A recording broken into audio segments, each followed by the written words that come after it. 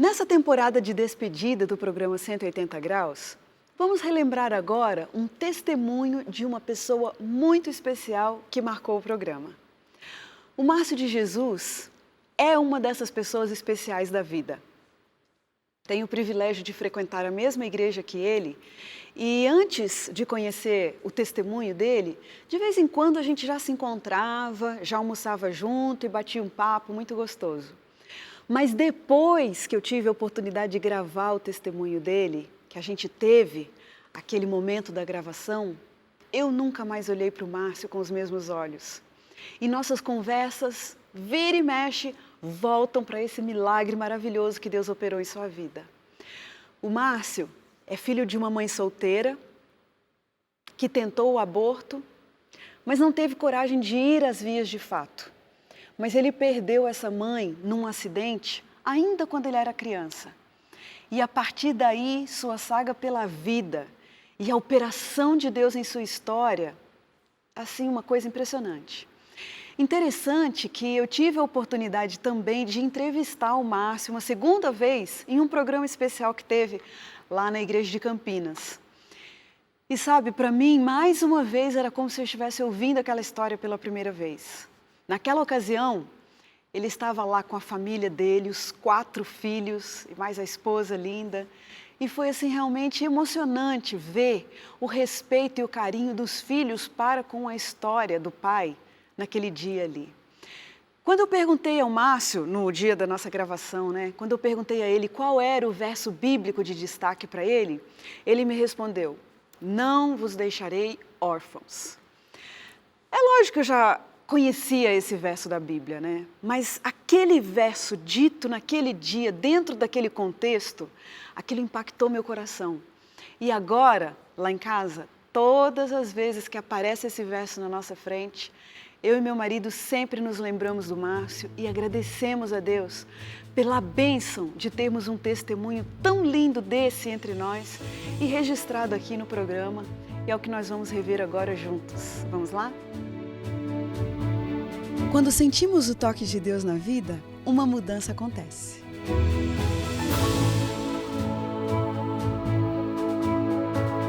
Surge à nossa frente possibilidades de felicidade plena. O toque de Deus restaura, renova, refaz.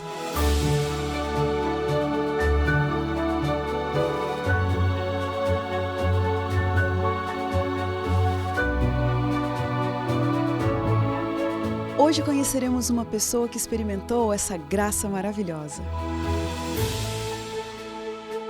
Ela vai nos contar sobre essa mudança de 180 graus que lhe trouxe paz.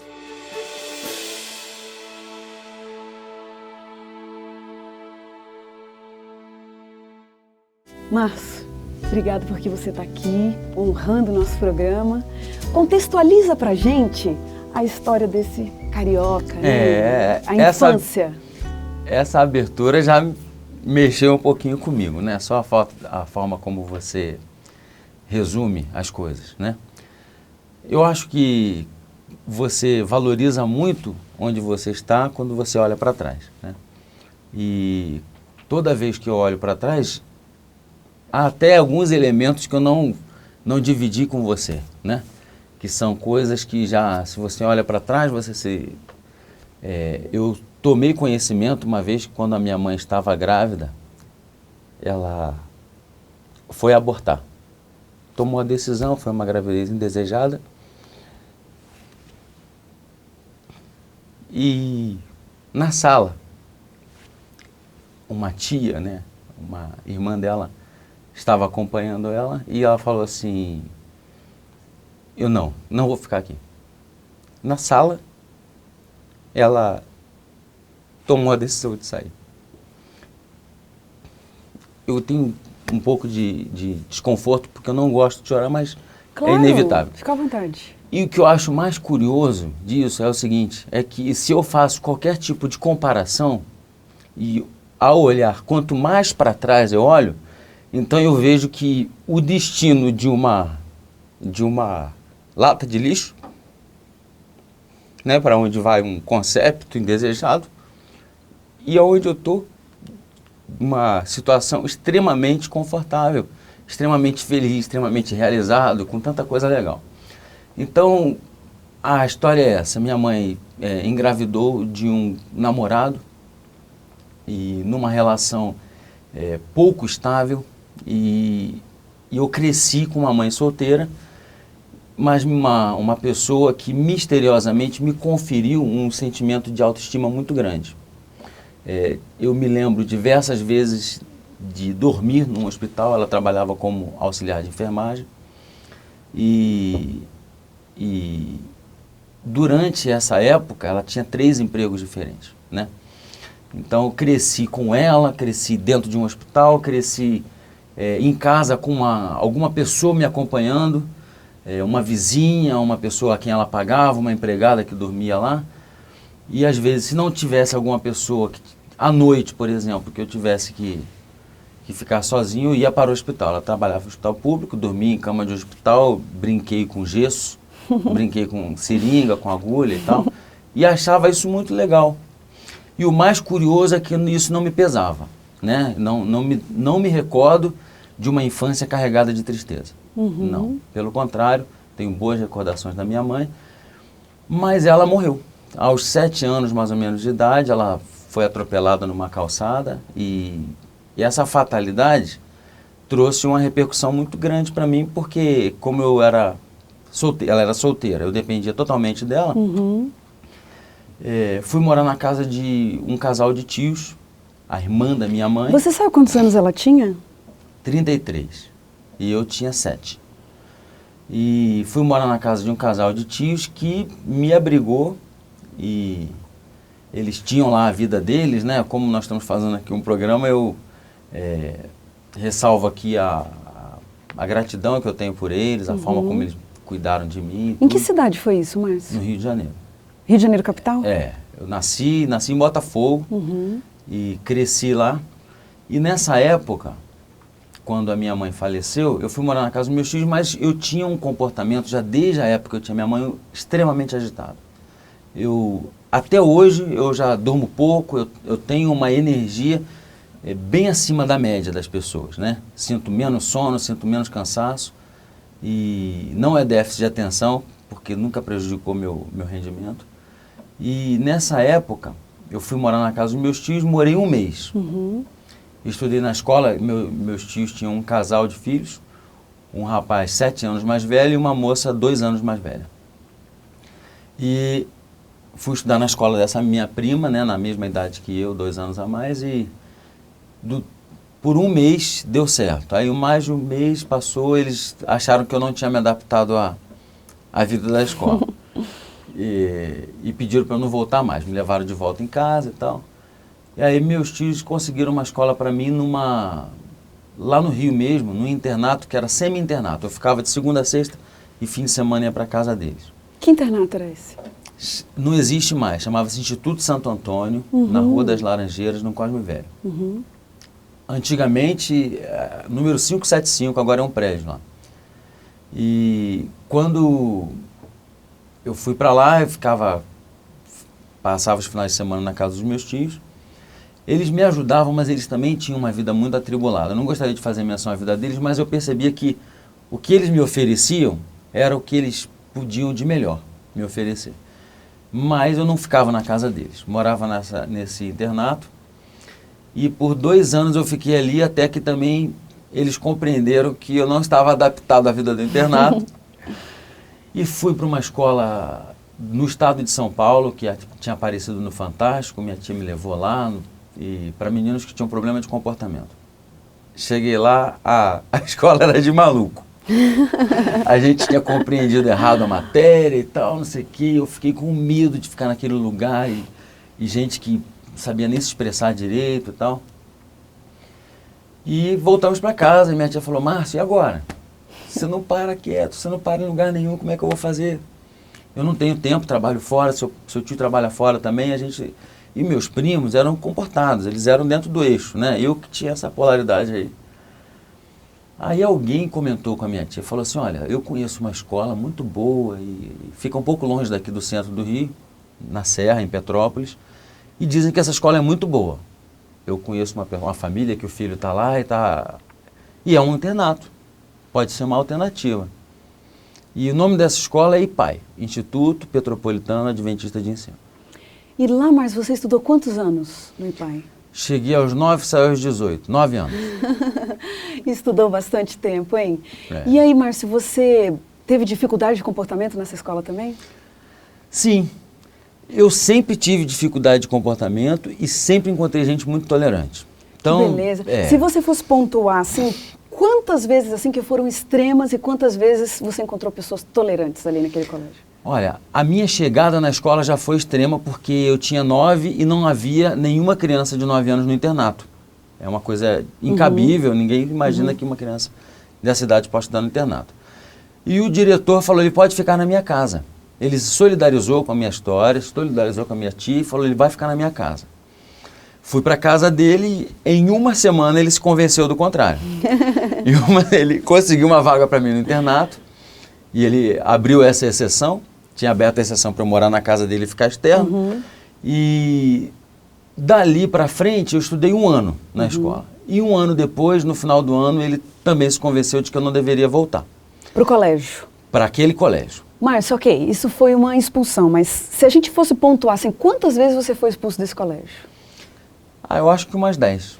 Umas 10 vezes? Número redondo. Isso me faz pensar, Márcio, o seguinte, que você era uma pessoa querida lá naquele colégio para ser readmitido todas essas vezes. Tinha alguns advogados lá dentro, certo? Certo.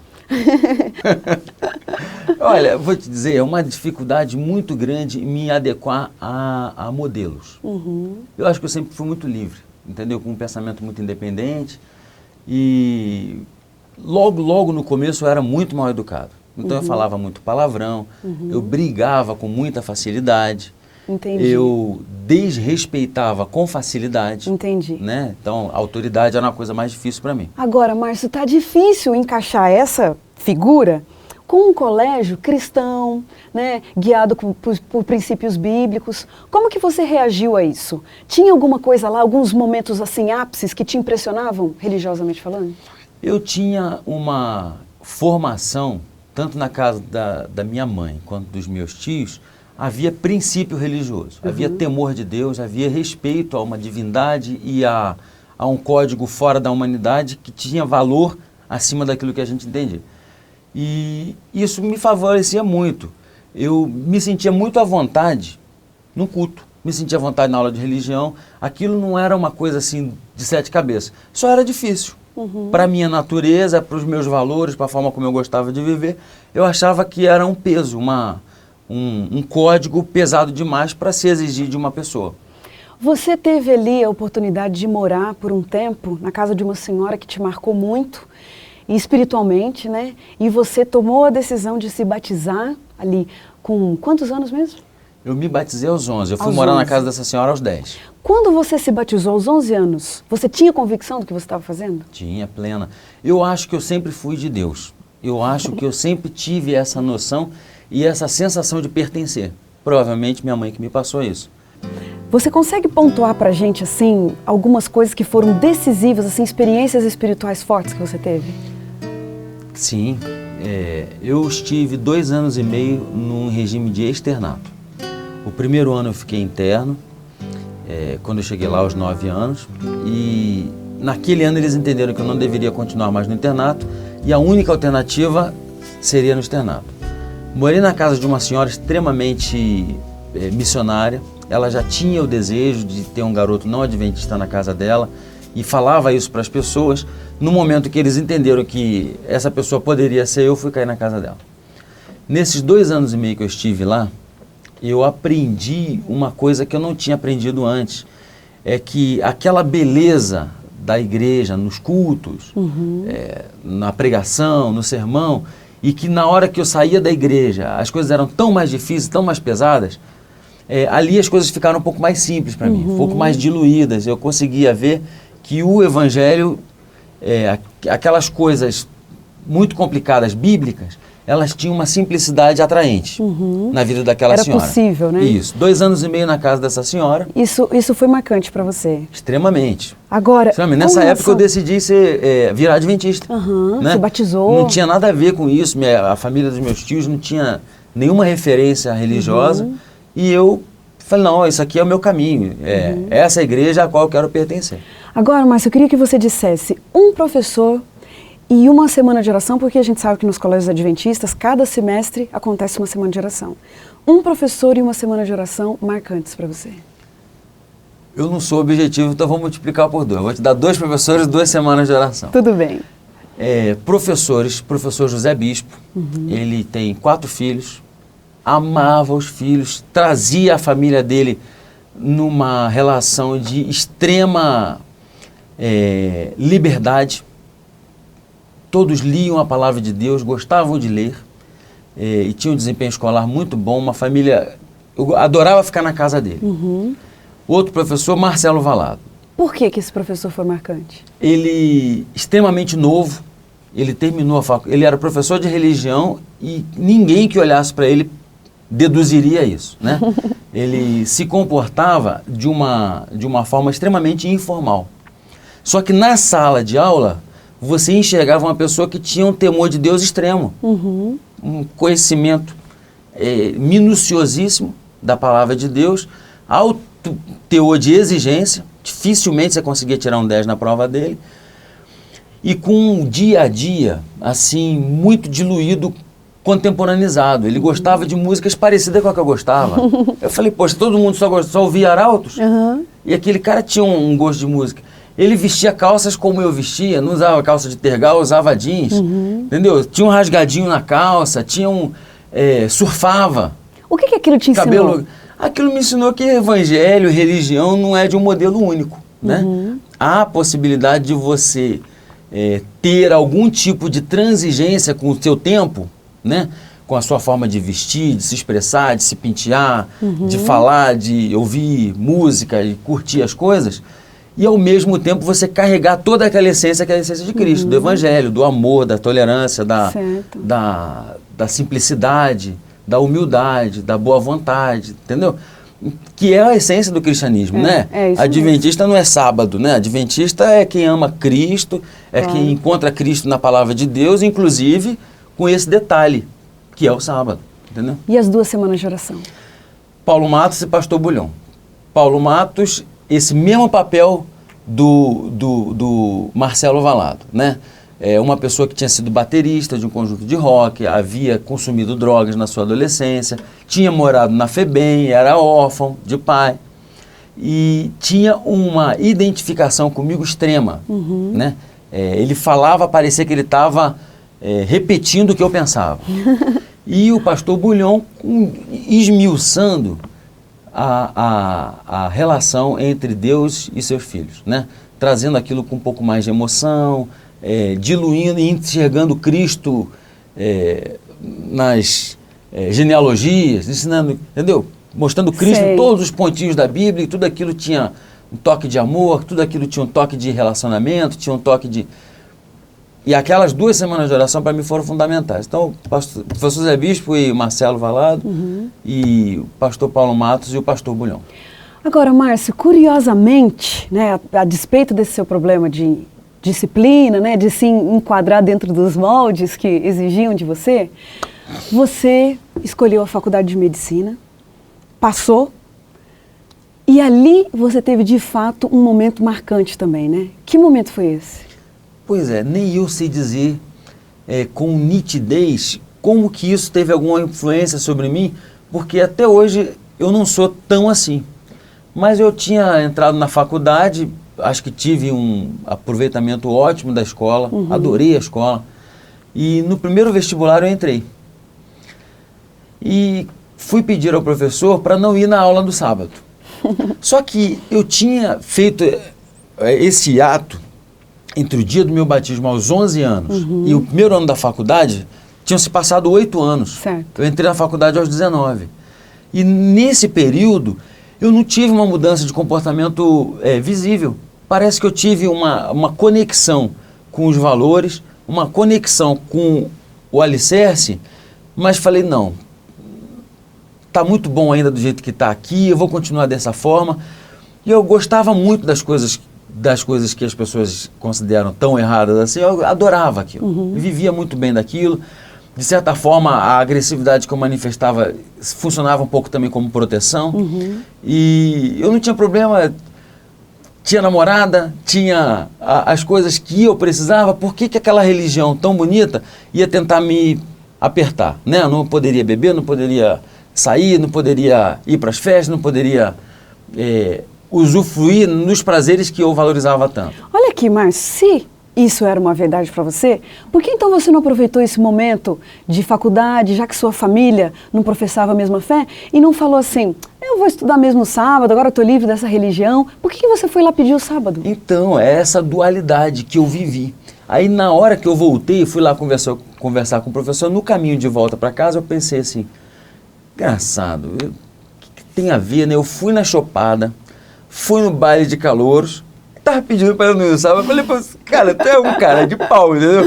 Eu falei, olha, eu vou fazer o seguinte, eu falei com Deus, eu falei, olha, aquele alicerce lá, aqueles modelos, aquela conversa, eu falei, eu vou experimentar numa base completamente individual, sem religião, não quero saber de adventista. Eu e a palavra de Deus de manhã cedo. Então eu acordava 1 hora um pouco mais cedo do que eu precisava e abria a palavra de Deus. E lia. E fiz um contrato com Deus de que eu não ia andar um verso bíblico se eu não conseguisse compreender algum tipo de essência daquilo ali. Aí, de uma certa forma, fui aleatório, depois fui numa sequência lógica e tal, mas eu comecei, e aí está o trabalho, eu acho que misterioso do Espírito Santo, que ele me trazia à memória os versos, que eu já havia decorado zilhões de versos, e não compreendia nem em que momento que eles tinham sido ditos e por que foram falados e tal. E na hora que eu comecei a ler a Bíblia sozinho, aquilo ali foi tomando corpo. Quando eu vi, meu apelido na sala era Márcio Pastor.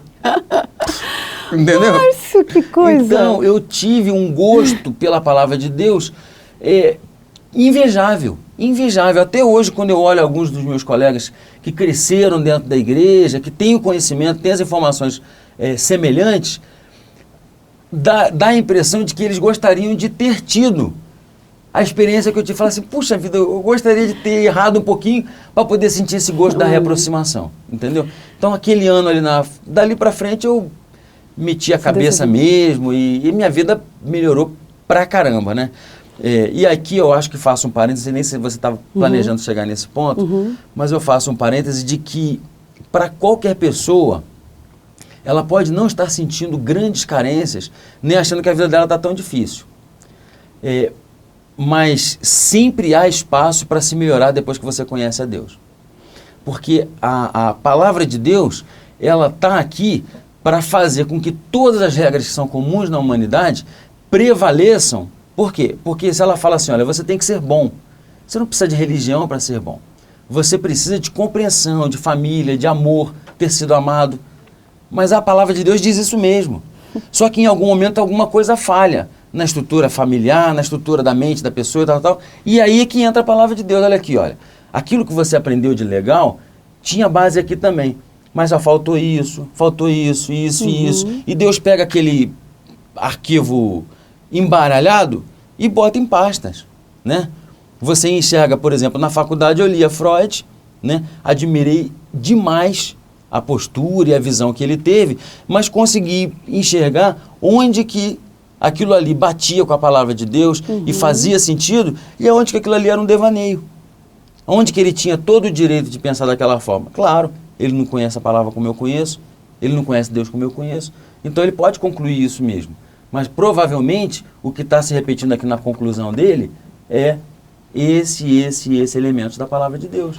No fundo a gente percebe que isso é um resumo do que Deus fez com você mesmo. Uma transformação total, essa coisa de conseguir ir juntando, né, como se fosse um quebra-cabeça.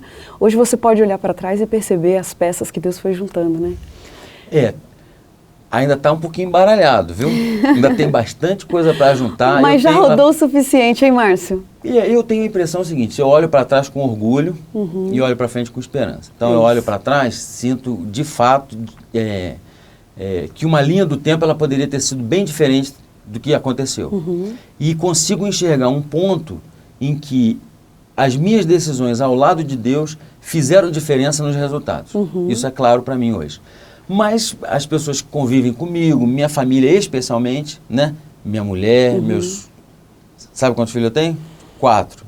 Então, minha mulher, meus 4 filhos, sabem exatamente onde estão os meus defeitos. Eu sei. Então, a sensação de necessidade de crescimento, ela não some. Continua. Né? Então, as pessoas que trabalham comigo sabem onde é que eu vacilo. As pessoas que moram comigo sabem onde que estão os meus erros. Né? Não virei um santinho. Né?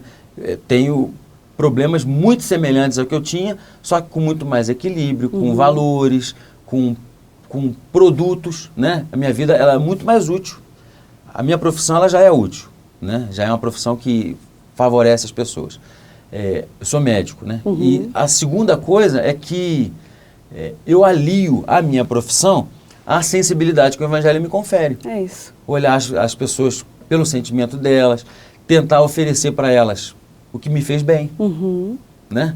Então eu acho que ao ter passado por tantas situações semelhantes às pessoas a quem eu atendo, eu posso dividir com ele e falar assim, pô, cara, aconteceu um negócio parecido comigo. Sabe o que me fez bem? Isso. Márcio, a gente tem um momento de umas perguntinhas rápidas aqui no nosso programa. Fala pra gente o que vem à sua mente quando você ouve a palavra vida. A complexidade. Dinheiro. Extremamente necessário. Sucesso. Submeter a palavra de Deus. Perdão. Um desafio para manter os relacionamentos perfeitamente íntegros e renováveis. Um privilégio. Estar casado com a Glaucia. Um pedido. Perdão. Um medo. De desistir ou de mudar a cabeça, né? Uma grande verdade. A salvação. Uma grande mentira. A possibilidade de ser feliz sozinho. Morte. Um hiato. Um versículo da Bíblia que te acompanha. Não vos deixarei órfãos. Não tinha versículo melhor, hein, Márcio? Esse versículo tá na Bíblia para você. Márcio, o que a gente deseja para você? Tudo de bom. E que os sonhos que Deus tem para você, que eles se realizem. E a gente termina o programa 180 Graus de hoje felizes por mais essa história maravilhosa. E como diz o texto bíblico, era preciso que nos regozijássemos e nos alegrássemos, porque esse teu irmão estava morto e reviveu, estava perdido e foi achado. Que Deus te abençoe e até o próximo programa.